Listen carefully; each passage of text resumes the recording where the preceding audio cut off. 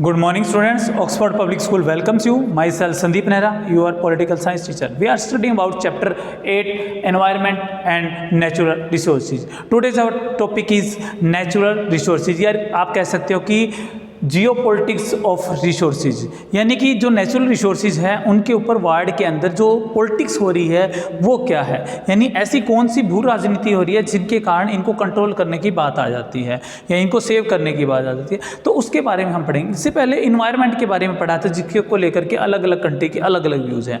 हमेशा से development country, mainly अगर हम यूरोपियन कंट्री की बात करें, चाहे वो इन्वायरमेंट हो या चाहे वो रिसोर्सेज हो, वो हमेशा से क्या है दूसरे कंट्री को दबाने की कोशिश करती हैं। तो यही इशू क्या है नेचुरल रिसोर्सेज के ऊपर भी आता है। हमेशा से यूरोपियन कंट्री जो डेवलप्ड कंट्री हैं वो ये चाहती हैं कि रिसोर्सेज जो हैं उनके ऊपर उनकी पकड़ बनी रहे। अब वर्ल्ड के अंदर हम सबसे पहले बात करते हैं ऑयल की। आज तेल क्या है, आज क्या पिछले अगर हम बात करें तो 50 ईयर से ऑयल एक ऐसा प्रोडक्ट है कि जिसके ऊपर जिस कंट्री का ज़्यादा कंट्रोल होगा वो कंट्री ज़्यादा डेवलप कर सकता है। तो इसीलिए क्या है mainly European country, eastern European country ने इनको क्या है कंट्रोल करने की कोशिश की है। अगर आप देखते हो 1990 से पहले जब पूरा वर्ल्ड यूएसए और यूएसएसआर यानी दो तराजुओं में ही बटा हुआ था, उस समय भी क्या है इन कंट्री के साथ के रिलेशन जैसे कि सऊदी अरबिया के साथ है, ईरान या इराक के साथ है, किस तरह से क्या है वेस्टर्न यूरोप की कंट्री ईस्टर्न यूरोप के कंट्री इनके साथ रिलेशन कर रहे थे। तो वो ऑयल को कंट्रोल। अब 1990 के बाद की बात करते हैं। अगर हम पहले ऑयल रिसोर्सेज की बताएं तो ऑयल क्या है एक तरह का पोर्टेबल और इंडिपेंडेबल फ्यूल्स है, यानी कि ऐसा फ्यूल है जो ख़त्म हो सकता है कभी भी और जिसको बनने में काफ़ी लंबा टाइम लगेगा।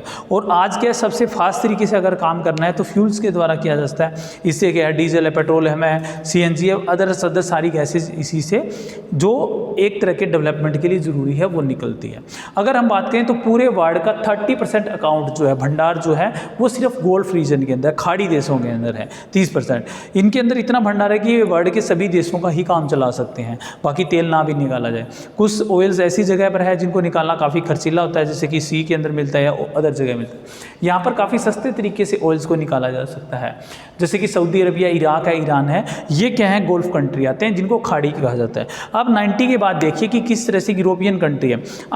मैंने पीछे के चैप्टर में आपको पढ़ाया था, फर्स्ट गोल्फ वार है, सेकंड है ईरान इराक के बीच में कन्वेंशन, अफगानिस्तान में मिडिल ईस्ट क्राइसिस पैदा हुआ है। इन सब का इशू किसी ना किसी तरह से किसके साथ जुड़ा हुआ है, ऑयल के साथ जुड़ा हुआ है। उसी को लेकर के तो क्या जियोपॉलिटिक्स चल रही है, यही जियोपॉलिटिक्स है। यानी इस तरह की स्ट्रेटेजी अपनाई जाती है, रणनीतियाँ अपनाई जाती है कि इनके कंट्रोल में क्या होता रहे, ऑयल के प्रोडक्ट जितने भी हैं या ऑयल जो रिसोर्सेज है वो इनके कंट्रोल में होते रहे, ताकि वर्ल्ड के ऊपर क्या है ये अपना वर्चस्व हेजेमनी बनाए रख सकें। तो ये इसको लेकर के जियोपॉलिटिक्स है। दूसरा इशू आता है वाटर का। आज क्या है पानी की नीड सभी कंट्री को है, बिना वाटर के कोई भी कंट्री डेवलप नहीं कर सकता। कुछ कंट्री ऐसे हैं, कुवैत जैसी कंट्री जहाँ पानी की बहुत कमी है, फिर भी वो अपने आप को डेवलप कर रहे हैं क्योंकि वहाँ ऑयल को काफ़ी बेहतर तरीके से निकाला गया है। तो वाटर के लेकर भी काफ़ी डिस्प्यूट्स वर्ल्ड के अंदर चल रहे हैं। तो अगर हम बात करें इजराइल, सीरिया और जॉर्डन, इन कंट्री में 1950 और 60 के बीच में काफ़ी लड़ाइयाँ हुई थी आपस में, किसको लेकर के, जॉर्डन रिवर्स है या ये रिवर्स है, इनके ऊपर पानी बंटवारे को लेकर के। इसी तरह से इराक, ईरान और तुर्की के अंदर इराक, सीरिया और तुर्की के अंदर जो एरोपेट्स फरात जो नदी है उस रिवर्स के वाटर के ऊपर डैम बनाने को लेकर के, क्योंकि उसको डैम बनाया जाए, क्योंकि कुछ कंट्री क्या है उसको ऊपर डैम बना करके पानी पर कंट्रोल करना चाहते हैं। अगला एग्जाम्पल इंडिया का लिख सकते हैं। इंडिया और पाकिस्तान के बीच में क्या है इंडस रिवर को लेकर के डिस्प्यूट चलता रहता है, इंडिया बांग्लादेश के अंदर चलता रहता है। तो ये वाटर को लेकर भी कि क्या है वर्ल्ड के अंदर जियोपॉलिटिक्स चली जाती है। अब भारत का मुद्दा देखिए, भारत और पाकिस्तान के बीच में पानी के बंटवारे को लेकर के हम कहाँ जाते हैं, यूएनओ के अंदर। यूएनओ के अंदर किसकी हेजेमनी है, यूएसए की हेजेमनी है या दूसरे की। तो उसके लिए क्या उनको खुश करने के लिए उनके प्रोडक्ट हमें खरीदने पड़ते हैं या उनके साथ हमें ट्रेड करना पड़ता है, चाहे वो चाहे महंगी कीमतों में ही करना। तो इस तरह से एक तरह की जियोपॉलिटिक्स बनी हुई है मेनली ऑयल और वाटर को लेकर के, क्योंकि आज के टाइम ये रिसोर्स सबसे इंपॉर्टेंट रिसोर्स है हर कंट्री के लिए। तो ये कुछ क्या है जियोपॉलिटिक्स ऑफ रिसोर्सेज के बारे में बताया, जिसके बारे में मैक्सिमम पहले 2 या 4 मार्क्स में पूछ लिया जाता था। अभी जैसे न्यू पैटर्न के अकॉर्डिंग MCQ आएंगे तो इनको 1 मार्क्स के अकॉर्डिंग आप कर सकते हो। नेक्स्ट लास्ट टॉपिक है आपके एनसीईआरटी में थोड़ा सा लिखा है, बाकी कोई ज़्यादा नहीं है, the indigenous people and their rights. ये कोई टॉपिक तो नहीं है, लेकिन आपकी बुक में जगह जगह कटिंग्स लगाई गई है, न्यूज़पेपर की कटिंग लगाई गई है या कोई पिक्चर दिखाई गई है जिसके अंदर क्या है इनके एग्जाम्पल दिए गए। तो मैंने भी यहाँ पर 2 या 3 एग्जाम्पल्स लिखे हैं जिनके बारे में बताया जाता है ज़्यादातर।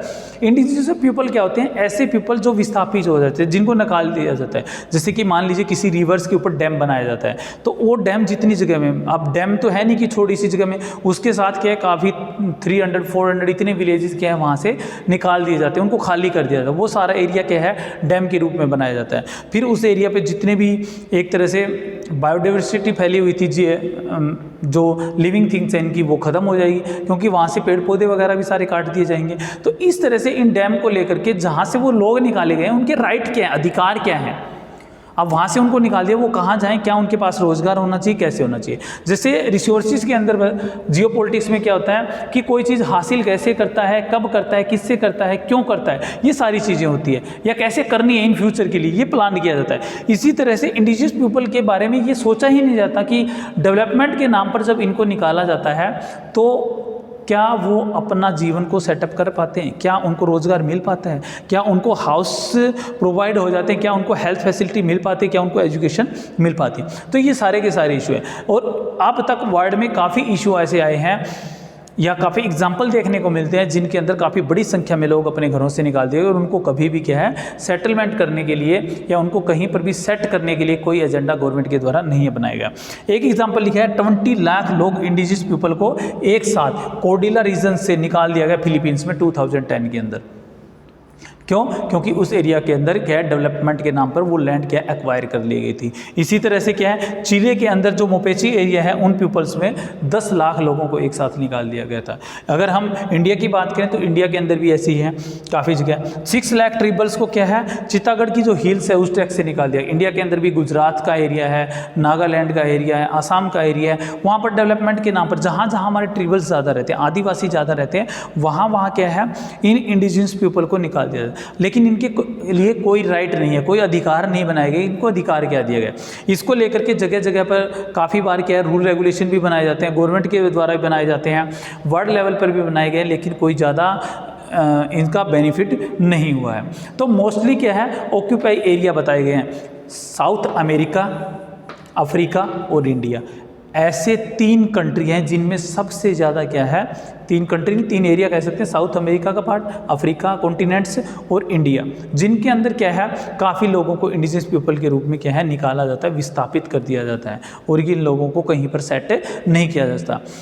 तो ये लोग कहाँ पर जाते हैं, कैसे करते हैं, इसके लिए वर्ल्ड में काउंसलिंग भी बनाई गई थी इंडिजिनियस पीपल को लेकर के 1974 में, जिनमें इनके राइट्स वगैरह के बारे में बताया गया कि गवर्नमेंट अगर क्या है वो लैंड को एक्वायर करती है और उनके लिए क्या है क्या करेगी, उनके लिए हाउस की सेटलमेंट करेगी, उनके लिए रोज़गार वगैरह की या जो भी जॉब वगैरह है उनका क्या है बंदोबस्त किया जाएगा, किसके द्वारा, गवर्नमेंट के द्वारा। लेकिन आज भी क्या है इस तरह की चीज़ें कही जाती है, उनसे क्या है कुछ औने पौने दाम के अंदर, कुछ ही कीमतों के अंदर क्या है वो लैंड ले ली जाती है, कुछ पैसे दे करके वहाँ से उनको निकाल दिया जाता है। और काफ़ी एरिया तो ऐसे होते हैं फॉरेस्ट वगैरह के एरिया जो पहले से गवर्नमेंट के होते हैं, जहाँ पर वो लोग क्या है अपना सिर्फ लाइफ स्टाइल के कारण अपने जीवन कि दिनचर्या चलाने के लिए रह रहे होते हैं, उनको ये नहीं पता होता कि ये लैंड उनकी है या नहीं है और उनको वहाँ से विस्थापित कर दिया जाता है। तो ये इशू भी क्या है पूरे वर्ल्ड के अंदर काफ़ी चल रहे हैं। इसके साथ ही आपका ये चैप्टर जो है चैप्टर नंबर 8 जो इन्वायरमेंट के बारे में है और नेचुरल रिसोर्सेज के बारे में कंप्लीट होता है। अगर आपको किसी भी तरह का डाउट्स है तो कमेंट्स में क्या है आप अपने मैसेज डाल सकते हैं। Okay, thank you, have a nice day.